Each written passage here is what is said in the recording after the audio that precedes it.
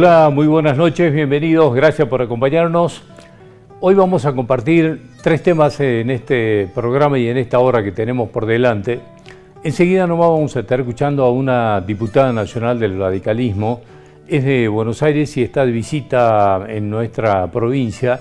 Ha venido para participar de unos cursos de formación política que está organizando el radicalismo de Salta y vamos a hablar con ella de muchos temas, de esto que ha ocurrido durante la semana pasada, la semana que ha terminado, todo lo vinculado al tema del dólar, pero vamos a estar hablando con ella también de lo que es el armado político para las elecciones del mes de octubre. Indudablemente que tenemos por delante un clima de incertidumbre, hay como algunas cosas muy resueltas en algunos lugares, con la Libertad Avanza por lo menos que tiene como su panorama resuelto de cómo va a ir a las elecciones, en algunos casos con boletas propias, en otros casos aliados con el PRO, pero en definitiva el rol del radicalismo hoy es una gran incógnita. ¿A dónde van a estar? ¿Cómo se paran frente al gobierno de Javier Milei? ¿Cuál va a ser el rol que van a tener en el Congreso de la Nación cuando el presidente Milei vete estos proyectos que han sido aprobados en la Cámara de Senadores, etcétera, etcétera? Bueno, de todo este panorama vamos a estar hablando con esta diputada nacional que está de visita en Salta. Hoy vamos a estar hablando de Salta Forestal nuevamente. Va a venir a visitarnos Claudio del Pla, que ha estado ya en otras oportunidades hablando con nosotros de dos aspectos que tiene esto que ha pasado el jueves por la noche en la Cámara de Senadores, donde se ha aprobado y por fin y por suerte, la regularización dominial para 120 y pico de familias que viven hace años de años ahí, que nunca se había resuelto. Pero junto con esto también está la discusión de lo que está pasando con las concesiones. ¿Qué características, qué condiciones van a tener estas concesiones de tierras en Salta Forestal? Pero además, ¿qué se va a pagar? ¿Qué canos van a pagar? Hay digamos, como cálculos distintos entre lo que está planteando el Partido Obrero a través de Claudio del Pla, de lo que se debe por parte de los concesionarios de Salta Forestal a la provincia, y quienes están al frente de Salta Forestal en representación del Estado que dice que no, nadie debe nada. Una cosa extraña que lo vamos a estar conversando aquí enseguida. Y va a venir una concejal a visitarnos para que hablemos de la situación de Pablo López y todo lo que ha pasado en la semana en el Consejo Deliberante. Así que estos son los temas que tenemos para compartir con ustedes aquí en esta hora de Cadena 365 Televisión. Bienvenidos, gracias por estar ahí.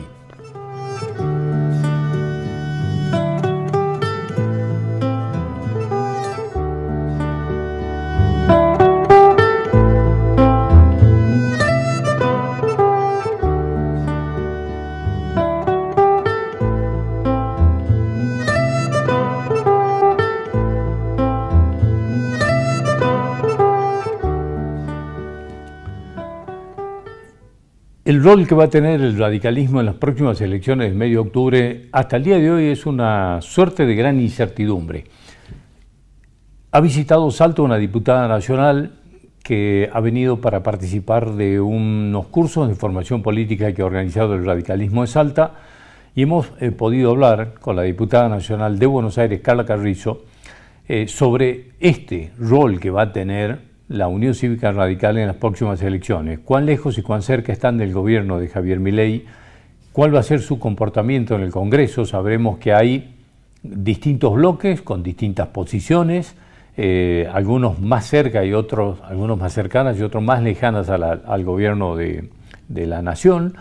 Y esto, por supuesto, genera no tan solo un debate interno, sino que le genera una suerte de escenario de incertidumbre de cómo van a estar insertados y dónde en las próximas elecciones. Hasta el día de hoy no se ve como una articulación nacional, o por lo menos no aparenta hoy ser una fuerza nacional vertebrada. Hay como confederaciones, gobernadores radicales de distintas provincias que tienen sus propias fuerzas, pero que son en definitiva una suerte de liderazgos regionales y no más de eso. Bueno, de todo esto vamos a hablar, pero además de lo que está sucediendo con el tema del dólar y todo lo que ha pasado en la semana que ha terminado con la economía en la Argentina. Escuche, porque estuvo en Profesional en la radio, la diputada Carla Carrizo, y nos decía lo siguiente. Una semana complicada en materia de políticas, fundamentalmente de temas económicos, pero empezamos a acercarnos a la fecha límite que tiene el gobierno nacional para vetar estas tan polémicas leyes que han aprobado, que tienen que ver con la transferencia de recursos a las provincias, algunos temas relacionados con los jubilados y todo lo demás. Así que hay una agenda interesante para tirártela por encima. Me gustaría ver qué visión tenés de esto que en materia económica está ocurriendo por estas horas. Es muy interesante, la verdad, lo que decís, y primero agradecerles. Salta es la tierra del sol y del vino, así que muy contentos de estar con ustedes. Y la verdad que estamos un poco preocupados a nivel nacional, ¿no? Porque es como que no termina de estabilizarse el objetivo principal del gobierno, que era un poco construir estabilidad económica y confianza para los inversores, ¿no? Así es como pasan 2 meses que parece que realmente se consolida esa idea de estabilidad macro, y hay una expectativa de inversión tranquila, de mediano a largo plazo. Sabemos que de desarrollo no se puede hablar si no hay una inversión de mediano a largo plazo. Y siempre hay una cuestión como súbita de inestabilidad. Entonces estamos con esa ambigüedad de hay una consolidación del gobierno o hay un proceso de inestabilidad. Y creo que la novedad es un gobierno que tiene que frenar un poco su estrategia de agresión como estrategia de competencia, porque no lo hace solamente con el resto de los partidos, sino con su propio partido de gobierno, y eso genera un clima que evidentemente se traslada a los mercados.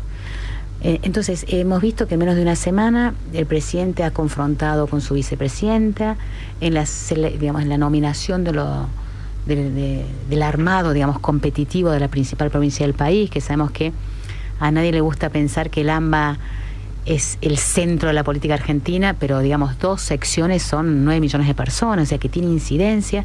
Hubo una tensión interna. Entonces hay una institución presidencial que se pelea con propios y ajenos, y eso va generando un ámbito de tensión. Entonces eso no es una buena señal, ni para la política ni para los mercados. Ahora, y creo que eso también ayuda a este clima de confrontación permanente que ya no es necesaria, porque todo el mundo sabe el objetivo del gobierno, su estrategia para lograrlo. Entonces, cuando hay un exceso de agresión, parece que ese exceso de agresión tapa o quiere tapar una falta de gestión, y encima contribuye a que se desestabilice esa confianza en eso que los argentinos, al menos de eso esperaban del gobierno, no otras cosas. Así que hay una preocupación compartida. Veremos ahora, y esto tiene que ver con lo que vos me estás diciendo, cómo reacciona, porque el gobierno percibe sus aciertos y sus errores.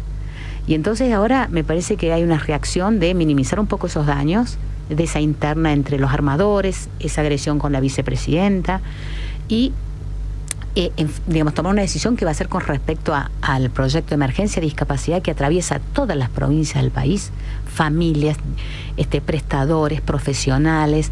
Estamos con un presupuesto de hace 3 años, o sea, hay una emergencia en discapacidad y hay un proyecto, digamos, de actualización de montos de jubilaciones que el Ejecutivo, como vos dijiste, dice que va a vetar. La pregunta es, ¿tienen los números? Si sigue confrontando y generando desconfianza, los propios gobernadores están blindando, como fue el hecho de que se creó el grito federal. 5 gobernadores que dicen que pueden ser 7. Todo el mundo quiere empezar a blindarse de los desaciertos de una institución presidencial que no lidera con calma. Ya pasó la idea de la adrenalina y la ruptura. Ahora es la estabilidad económica y la política para que construya confianza también en el modo en que competimos. Ahora, en este caso, el gobierno fundamentalmente va contra lo que el presidente volvió a repetir, los degenerados fiscales, que con estos proyectos que está por vetar, insiste en que van a romper el equilibrio fiscal que tiene, el superávit, etcétera, etcétera. Me gustaría conocer tu opinión respecto de esto. Bueno, no estamos tan de acuerdo en ese diagnóstico nosotros, y la verdad que no estamos tan de acuerdo porque hay como 38 regímenes especiales en términos impositivos en la Argentina. Uno es Tierra del Fuego, es un caso emblemático, lo menciono ese porque es paradigmático. O sea, no es que no tenga costo, sí, inocuo. Lo que estamos diciendo es que las dos emergencias que ¿no? La actualización a jubilación y la emergencia de discapacidad no van a deshistorizar las cuentas porque el dinero está, pero necesitamos las medidas para que haya equidad en la distribución. Entonces, ese es el debate en la Argentina. Y la verdad que lo han dicho, incluso ha habido propuestas concretas. Voy a mencionar la del gobernador de Chubut, que ha dicho, bueno, digamos, ¿cómo no le damos una finalidad también a todas esas bolsones de privilegios, de exenciones impositivas, que son costos hundidos para los argentinos, porque nosotros pagamos los celulares el triple, pagamos la tecnología el triple, y que no le sirven ni a los argentinos ni al fisco, y los invertimos, por ejemplo, en infraestructura, vialidad, ruta. Entonces, esta reacción de los gobernadores, como decir, miren, hay dinero, tenemos que hacer un reparto equitativo, porque los gobernadores quieren que ATN no sea una decisión arbitraria del Ejecutivo, sino que haya un piso y que sea automático para que se evite esta idea de garrote y zanahoria. Estás conmigo, te doy algo. No estás conmigo, no tenés derecho a rutas, a vialidad, a seguridad vial. Ese es el debate que se ha instalado y es interesante porque obliga al gobierno a pensarse a sí mismo. La conformación de este frente de gobernadores que arrancó con 5, empieza a proyectarse con posibilidades de crecimiento. Sí. Me gustaría ver qué opinión te merece y dónde entendés que entra el radicalismo en esto, que en estos últimos tiempos da la sensación de falta de articulación nacional y de haberse convertido en una suerte de confederaciones, no sé, regionales o provinciales solamente. ¿Dónde lo ves al radicalismo frente a este clima electoral para octubre? Y es muy interesante, digamos. El radicalismo tiene estrategias muy distintas y tiene estrategias distintas aún cuando es gobierno o es oposición. Porque uno puede decir, bueno, todos los radicalismos que gobiernan tienen una estrategia y los que son oposición tienen otras, pero no es así. Menciono el caso de Corrientes, por ejemplo, que no hizo una alianza con la Libertad Avanza o el gobierno, y Chaco sí. Menciono Santa Fe que no, y Mendoza sí. Es decir, no es que uno puede ordenar el dilema estratégico de la oposición en general y el radicalismo en particular según si es gobierno o oposición. Uno puede decir, bueno, sos gobierno, tenés una necesidad para estar bien con el partido, con Milei, el presidente. No es el caso así. Es decir, entonces a mí me parece que es una cosa interesante. Creo que Milei, obviamente, el proyecto de Milei desarticuló al sistema político, porque le pasa al radicalismo, le pasa al peronismo. Lo hizo de una manera súbita y lo hizo porque la política tradicional fracasó en construir bienestar. Y hay un hartazgo y una penalización genuina de la ciudadanía. Eso es, entonces es como, yo siempre digo, Blancanieves, los 7 enanitos. Está Milei y no hay nada. Entonces, ahora pasó un poco esa etapa del hartazgo, la penalización, y la sociedad está empezando a ver, bueno, queremos algunos resultados, que esos resultados sean equitativos. Los gobernadores se cansaron un poco de esa expectativa de la agresión, y empieza un debate político interesante. El radicalismo está en el medio, no está homogéneo, está implosionado a nivel nacional, pero no tenemos menos poder. Tenemos más gobernadores, más intendentes, nos falla la marca nacional, que es lo que falla hoy en la política nacional. Es una elección nacional y no hay partidos nacionales salvo el partido de gobierno. Ahora, da la sensación que lo que los tiene, digamos, en posiciones distintas es en cuanto a acompañar al gobierno nacional y en cuanto no. Digamos, ¿cómo se resuelve eso para esta articulación nacional y volver a convertir al radicalismo en una marca nacional? Bueno, creo que la mayoría, si uno ve un poco el tema de las oposiciones, del resto del mapa, y no solo las provincias que tienen gobierno, que son las que más, creo que va a ser interesante, porque creo que la mayoría no va a acompañar. Nosotros tenemos el caso de Buenos Aires, que por primera vez, una provincia grandísima, todo el radicalismo institucional va juntos en un proyecto que no sé cómo va a ser el proyecto del medio, pero es un blindaje para no perder identidad y seguir participando en el 2027. Y eso me parece que a veces donde uno, digamos, no tiene para ganar, pero tiene que ordenar perder menos. Creo que este es el desafío de esta elección nacional, donde los gobernadores empiezan a decir, bueno, vamos a blindarnos también un poquito, para que no cree el gobierno de que no queremos ordenar la competencia en Argentina. Y a mí me gusta porque hay mensaje y mensajero que va junto. Son nuevos líderes, son dirigentes nuevos, o sea, no es la política de la casta. Puyaro es un perfil muy interesante en el radicalismo, ya llora también en el peronismo más desarrollista del cordobesismo, Nacho Torres también en Chubut. Me parece que el interior ya no es el que era. Y nosotros venimos de una secuencia de presidentes porteños, ¿no? Pero Salta no es la que es porque tiene todo un enclave minero, Jujuy, Salta, Catamarca, Chubut, Neuquén no es lo mismo. Agroindustria, todo el potencial que tiene Santa Fe, Córdoba. Ahí me parece una mirada, por ejemplo se llama, ¿no? Ellos son liberales, nosotros somos federales. Hay una mirada de, este es el país real, queremos tener una propuesta competitiva en 2 años. Ahora hay que ir por algo que tendrá por ahí distintas articulaciones. Creo que el panorama del radicalismo es que tiene más poder territorial y menos liderazgo nacional. Estalló la marca en los bloques en el Congreso, ¿no? Hay 4, somos 4 bloques, una cosa loquísimo. Claro. Pero le ha pasado a los otros partidos. También al peronismo se nota menos, porque ellos están divididos sin separarse formalmente. Es como una separación sin divorcio. Pero vos tenés la tensión entre peronismo, entre el peronismo de los gobernadores, el peronismo moderado, sin gobierno, el kirchnerismo que está prácticamente focalizado en la provincia de Buenos Aires, por algo Cristina quería ser candidata ahí. Así que creo que viene un paisaje distinto en la Argentina. Ninguno va a poder gobernar solo, los que no sean de Milei, y están obligados a armar algo. Esto es un punto de partida. Ojalá que este punto de partida termine en un proyecto realmente desarrollista. De los cálculos que están haciendo hasta este momento de la evaluación, fundamentalmente, ¿cómo está el número a hoy? El número para el veto del presidente a los proyectos. Bueno, el presidente dice que ya tiene el blindaje, que ya tiene sus 87 héroes. Yo no creo creerle mucho, porque el gobierno también tiene esa estrategia de, comunicar algo para que nadie se mueva.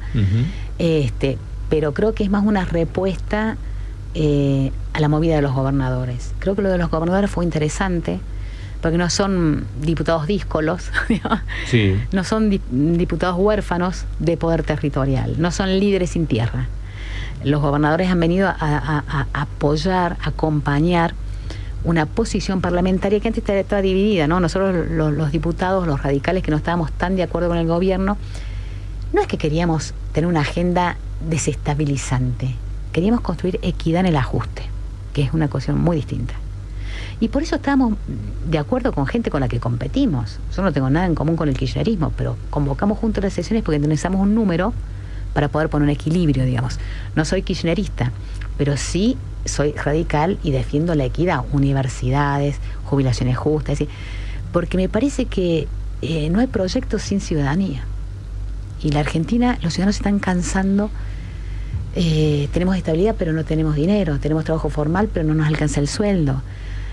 Hay mucho sufrimiento, digamos, ¿no? La clase media cada vez está hundida. Y entonces me parece que tiene que haber un sentido de equilibrio. Y entonces el gobierno tiene que empezar a auditar menos los pobres y a exigirle más a los ricos. Y me dice que si ese es el mensaje, tocando los regímenes de privilegios, como quieren los gobernadores, no de una vez para todos, pero empezar a hacer equitativo el esfuerzo. Acá en Salta, en el gobierno de la provincia, después de todo esto, es como que acuñaron una frase que dice: queremos equilibrio fiscal, lo vamos a acompañar, lo defendemos, pero también queremos equilibrio social. Más o menos esto es en línea, digamos, con lo que vos me mencionabas. Y aquí veo en esta conformación de este frente, digamos, con coloridos políticos, partidarios e ideológicos distintos, ¿entendés que aquí pueden nacer una alternativa nacional con vistas a las elecciones presidenciales de dentro de 2 años? Yo creo que sí, que es un primer paso. No va a ser el último paso, digamos, ni va a ser el más exitoso pero sí es necesario que haya algo. Porque si no es una elección nacional sin partidos nacionales. Porque el radicalismo no compite unificado. El peronismo tampoco compite unificado. De hecho, la expresidenta Cristina Kirchner, que es la líder del partido, ¿no? Porque es la presidenta por primera vez del peronismo, iba a competir como candidata a la tercera sección. O sea, una líder nacional iba a competir en una elección provincial. Sí, ¿no? Sí, casi municipal. Desarticulada totalmente la política nacional en una elección parlamentaria nacional. Entonces, como que no hay partidos nacionales. Y entonces esto me parece interesante, este compromiso público. ¿Qué tenemos en común? Ellos quieren tener un bloque, y es interesante, otra cosa interesante que han dicho, que no se quieren meter en Capital y en Buenos Aires. Que ellos quieren garantizar una camada de diputados y de senadores de las provincias de las 6. Porque el desafío es enorme, que es esto de que ya se viene haciendo varios intentos, sin suerte hasta ahora, de una tercera vía, o intentar por lo menos romper esta polarización que nos ha traído hasta acá. Exacto. No sé, por eso veo si esto es un ensayo con proyección nacional. A mí me gusta que no sean los mismos líderes quienes lo dicen, porque esto es el mensaje mensajero. No genera confianza que haya un mensaje con vocerías gastadas. Y eso me parece interesante. Creo que estamos todos, digamos, que un poco esta idea del triunfo de Milei tiene que ver con el nivel de abstención. El argentino le gusta ir a votar los domingos, le gusta ir a quejarse. De hecho, creo que es una cultura política tan fuerte que acá no fueron a quemar shopping. Fueron a poner un voto, eligieron a Milei y dijo, acá va el misil para la clase política. ¡Pum! Sistémico. O sea, el elector argentino es muy inteligente, usa el voto muy bien. Y cuando ahora no va a votar, está diciendo, no quiero darle más legitimidad a Milei, pero no tengo nada para elegir. Entonces me parece que esto es interesante porque es un aprendizaje si la dirigencia política está captando este nivel profundo de abstención. Porque antes nos preocupaba el voto en blanco cuando era más del 5 o 6, lo empezamos a ver que era un 15, en algunas provincias fue el 20, ahora directamente la gente no va a votar. Sí, las participaciones se están tocando el 50% en promedio, y esto sí es como para prestarle atención. Sí, en un país donde se va a votar, donde normalmente la media es del 75% de asistencia. Gracias por venir, muy amable. Hasta cualquier momento. Muchas gracias y que pase bien en Salta. Gracias. Hasta cualquier momento.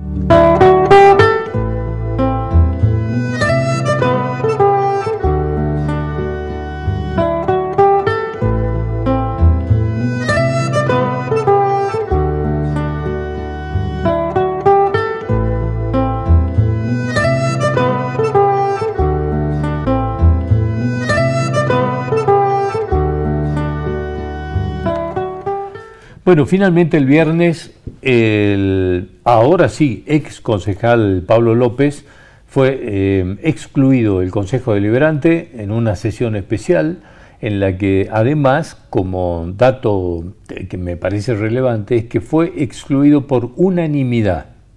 Incluso la gente que lo acompañaba dentro del bloque de La Libertad Avanza ha terminado votando por la exclusión de Pablo López. Nos parecía importante ver qué ha pasado con todo este proceso, qué viene ahora dentro del Consejo Deliberante por delante, así que hemos invitado a la concejal del PRO, Agustina Álvarez, para conversar con ella de todo esto que ha ocurrido. Así que gracias por venir, Agustina. Muchas gracias por estar aquí. Bueno, finalmente fue por unanimidad y fue excluido, es decir, desde el viernes el concejal, el ex, ya es ex concejal, ahora sí. Ex concejal, exactamente.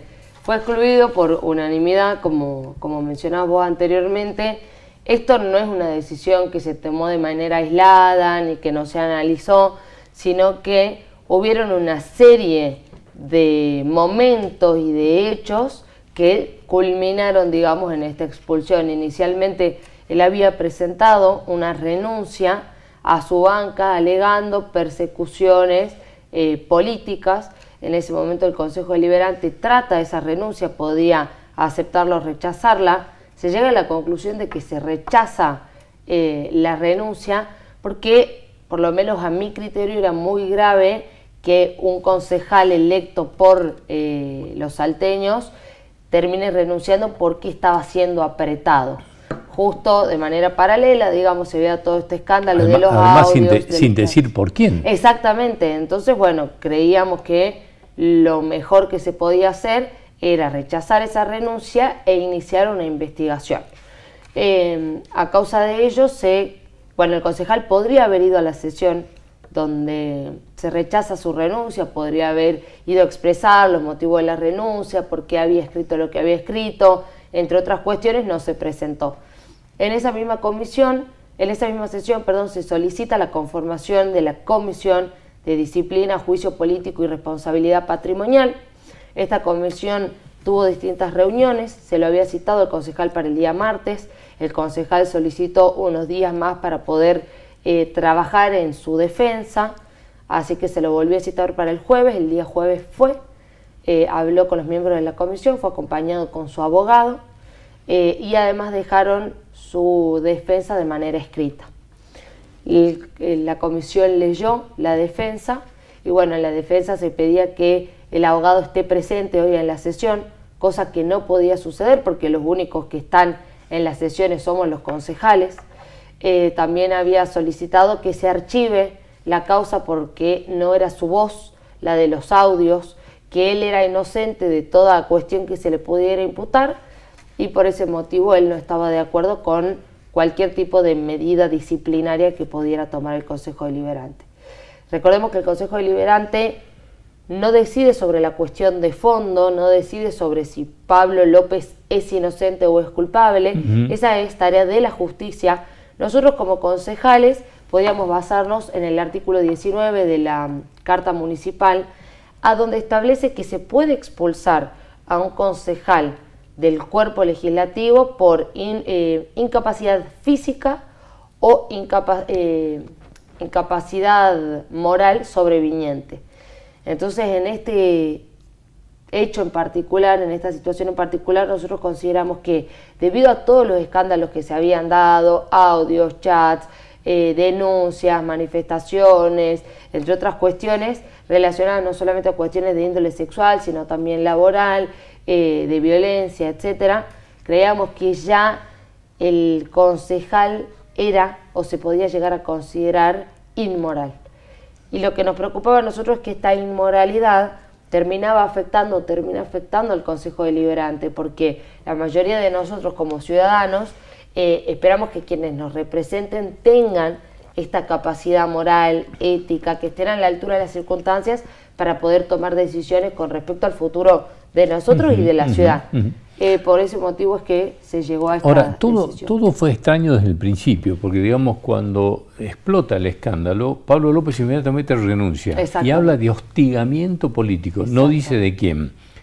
Después sobreviene todo lo que pasó en el Consejo Deliberante que acabas de relatar, pero el jueves de la semana pasada él se presentó con su abogado en donde empiezan a argumentar que los audios son editados, que no es su voz, etcétera, etcétera. Esto es que es más para el ámbito de la justicia. Pero recién ahí empiezan a hablar de que había un hostigamiento de un sector interno del partido. Exactamente, eso es lo que dice Pablo. Tampoco terminan de explicar por qué. Claro, ni quiénes son los miembros de ese sector, ni... Y aquí viene una pregunta, es decir, un concejal que es, digamos, hostigado, según sus palabras, políticamente, no sé qué significa, qué alcances tiene, qué tipo de extorsión o qué tipo de aprietes le estaban haciendo para que tenga que presentar la renuncia. Me parece que en un hecho de estas características sería muy importante que digan, mire, me están extorsionando, no sé, con atacar a la familia, con no sé con qué cosa. Sería bueno que lo explique, porque lo primero que leyó todo el mundo es que él, en la presentación de su renuncia, había una aceptación de culpabilidad de lo que lo estaban acusando. Totalmente, porque justo se dio que primero surgió este escándalo y después fue a presentar la renuncia. No fue al revés, no es que fue a presentar la renuncia y después surgió el escándalo. Entonces obviamente queda en el imaginario de cada una de las personas de la sociedad salteña entender qué es lo que pasó, ¿no? La información que nosotros tenemos es la misma información que salió en todos los medios. El primero habló de este hostigamiento, después hizo referencia a un sector del espacio político. Yo no sé si se refiere a la chica esta con la que está teniendo el conflicto, porque también pertenece a la Libertad Avanza, o si hacía referencia a otra persona, lo que me parece también bastante extraño.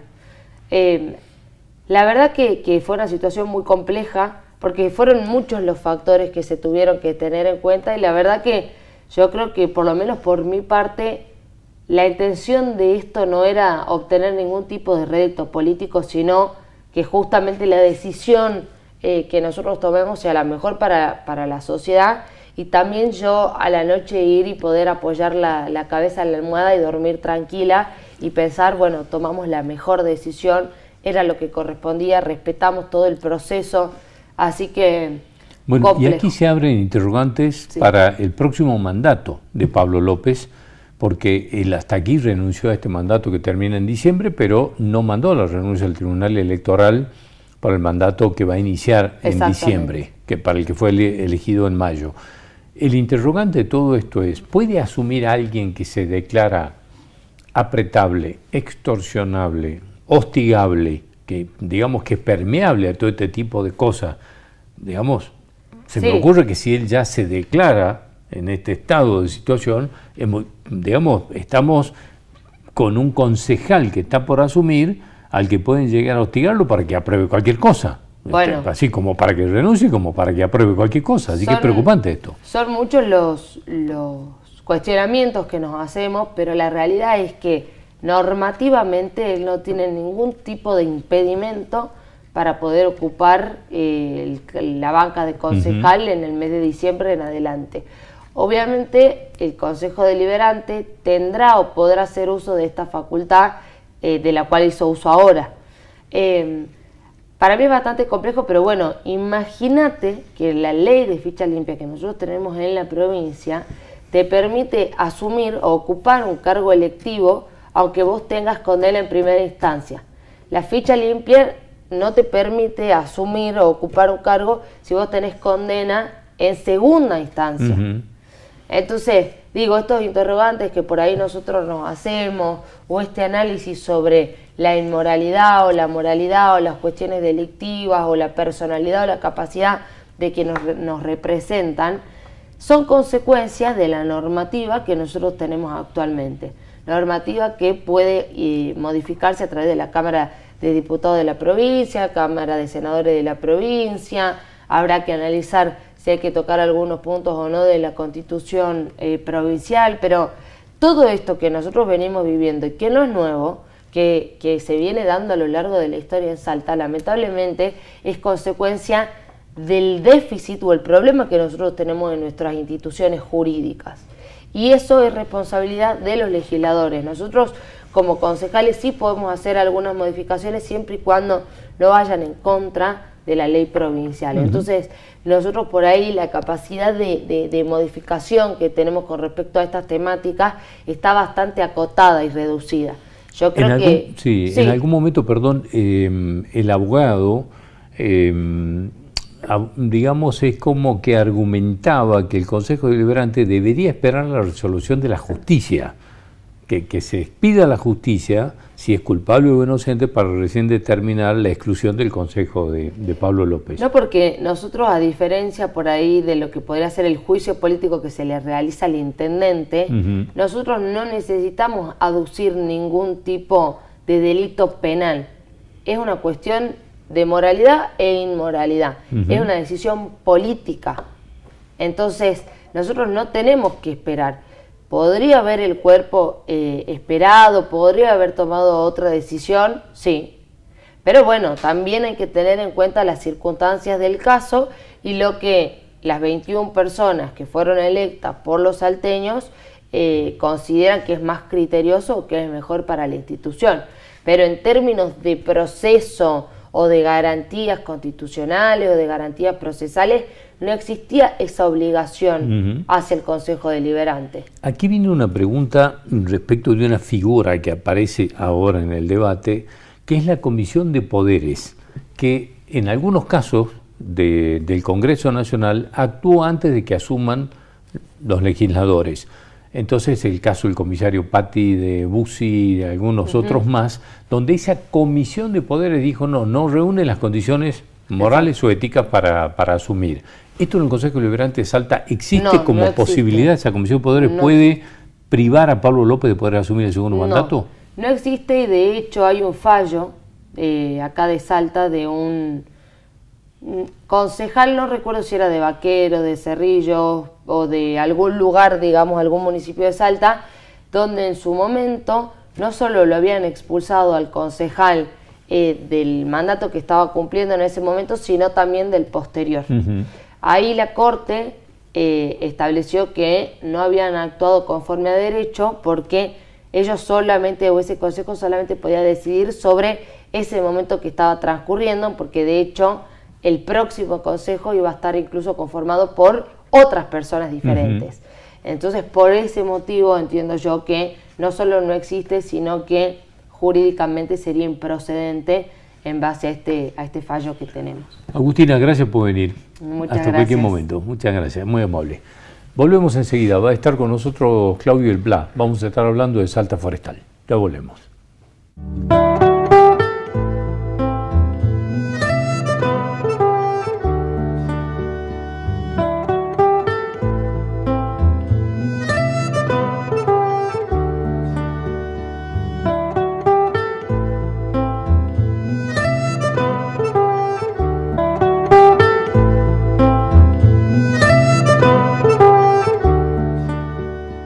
Hemos hablado hace no mucho tiempo con Claudio del Pla de lo que estaba pasando con Salta Forestal. Finalmente, este último proyecto que ha llegado para la regularización dominial de 120 o 100 y pico de familias del lugar es un tema, pero por otro lado también se tiene que hablar de lo que pasa con las concesiones de estas tierras. El único, por lo menos de lo que a mí me tocó leer, escuchar y ver, que se ocupó de esta parte de lo que son las concesiones, fue Claudio del Pla, del Partido Obrero, que lo hemos querido invitar hoy para ver, porque esto tuvo finalización de trámite legislativo, como era de suponer, digamos, aprobado casi sin debate, pero queremos ver cómo lo ha visto él, porque además estuvo en la Cámara de Senadores dando sus argumentos. Claudio, ¿cómo estás? Bienvenido, gracias. Decime, relaté más o menos un poco cómo fue todo este proceso, ¿o faltó algo? Sí, no, ayer se votó efectivamente una ley que nosotros cuestionamos de origen, porque la ley, en primer lugar, encierra una trampa, que es utilizar una excusa de una causa noble, como muchas veces ocurre en la vida, para traficar una causa no tan noble, o mejor dicho, un casi seguro nuevo negociado con estas tierras. Estamos en el año 25, 26 de la concesión, todavía quedan como 30 y pico de años, porque es por 64, de tierras que son del Estado, de todos nosotros, 350.000 hectáreas. Y a lo largo de todos estos años ha habido muchos escándalos, y nosotros hemos sido denunciantes de todos los aspectos de este contrato, porque no se cumplía el contrato. El otro día, cuando me invitaron a mí a la Comisión de Agricultura de Senadores, también fue la auditoría. Entonces la auditoría expuso los resultados de sus auditorías, una que se hizo del año 2000 a 2008 y era una catarata de incumplimientos de todas las condiciones del contrato. Y la segunda parte fue peor, porque dijeron que intentaron desde el 2018 hasta ahora, hasta el 2025, sin éxito, que las empresas colaboren para ser auditadas. Es decir, que llevan 7 años la auditoría de la provincia queriendo saber qué pasa con la ejecución de ese contrato, si pagan lo que tienen que pagar, si hacen lo que tienen que hacer con la tierra. La pregunta es, y ¿hubo intimaciones por parte de la auditoría de las empresas? Porque, digamos, las empresas no se pueden negar a las auditorías. Ese fue el resultado. Sí. En realidad, la auditoría audita órganos públicos, pero este es un concesionario del Estado. Pero si no conseguían los resultados por el lado de las empresas privadas, se lo tenían que haber dado la gente de Salta Forestal, que sí es del Estado y que sí es auditable. La cuestión es que lleva 7 años y no le dan bolilla y no pueden controlar qué se está haciendo con ese patrimonio público después de haber hecho una auditoría que tardaron muchos años en hacerla, 3, y en el año 2011, vos podés ver el informe, dijo que esta gente no había cumplido con nada. Nosotros denunciamos esta larga historia de acuerdos y escándalos con el manejo de esta tierra pública primero porque el que se daña, ¿quién es? Por ejemplo, la ley que está vigente dice que el 50% de lo recaudado por el canon que tiene que pagar esta empresa, por el alquiler, digamos, para que se entienda, va a los municipios del departamento ANTA, que son, dentro de la provincia de Salta, de los que tienen mayores indicadores de necesidades básicas insatisfechas, es decir, son los más pobres, o de los más pobres. Joaquín B. González, Lajitas, todos estos pueblos. Esa plata no llegó ahí. Y el cálculo que nosotros hicimos, lo dije vez pasada de tu programa, le dije a los senadores, le dejé la documentación de cómo hicimos nosotros los cálculos para decir que nos están debiendo 100 millones de dólares. ¿Sí? Así que no pueden decir que. Ignorancia no pueden alegar, pueden decir que no están de acuerdo. Pero Por lo pronto tendrían que preguntar, porque fui yo en nombre del Partido Obrero y dije, esta gente debe 100 millones de dólares a la provincia. Fue el representante del Estado, Ignacio Lupión, presidente de Salta Forestal, y les dijo a los senadores, no me deben nada. Entonces, bueno, ¿cómo es esto? Entre 0 y 100. Bueno, es que es lo que me surgió preguntarte, sí. ¿Cómo puede ser que un cálculo de 100 millones y el otro de 0? Bueno, no sé, lo único que explica eso es que seguramente en el camino ha habido muchas transacciones para beneficiar a las empresas y no cobrarle lo que corresponde. No tiene otra explicación. Un hecho de ese tipo pasó en el año 2017, que es cuando yo hago una denuncia penal al gobernador Urtubey, al ex gobernador Urtubey y a Olmedo, porque ellos firman un pacto. Olmedo era concesionario de la mitad de estas tierras, firman un pacto y en ese pacto ya, ¿qué hace Urtubey? Le perdona la deuda a la familia Olmedo desde el año 2011 hasta el 17, que eran 300 millones de pesos en aquel momento, del 17. ¿Hiciste el cálculo cuánto sería hoy? Bueno, no, ese cálculo no, pero sí cuánto es la deuda total si la ley se hubiera aplicado sobre los dos concesionarios en función de cuánta soja produjeron, cuánto valió la soja cada año, la actualización de esos datos y también cuánto pagaron, que es una mínima parte. En lugar de pagar el 10%, han pagado el 1% aproximadamente. Entonces, mientras un alquiler de tierra sale el 20%. Vos querés poner porotos en una tierra, tenés que dejar el 20% del valor de la producción. Sí. Mínimo. Mínimo, puede ser más. Entonces, esta es la realidad. Entonces se votó una ley. ¿Qué dice la ley? La ley dice que tiene cheque en blanco la autoridad de Salta Forestal para renegociar los contratos. Dice que podría las empresas devolver algunas tierras, las que no producen, porque los predios son muy grandes, y como contraparte de eso, ¿qué va a entregar el Estado? Eso no lo dice la ley, pero en cualquier pacto las empresas van a reclamar una contraparte, como la que reclamó en el 17 Olmedo, y recibió el beneficio de Urtubey de un perdón de deuda, que además fue un delito porque Urtubey no estaba autorizado por la legislatura a perdonar esa deuda, y los gobernadores no tienen ese poder, solo la legislatura. Por eso la causa penal sigue, y ahora estoy ampliando la denuncia.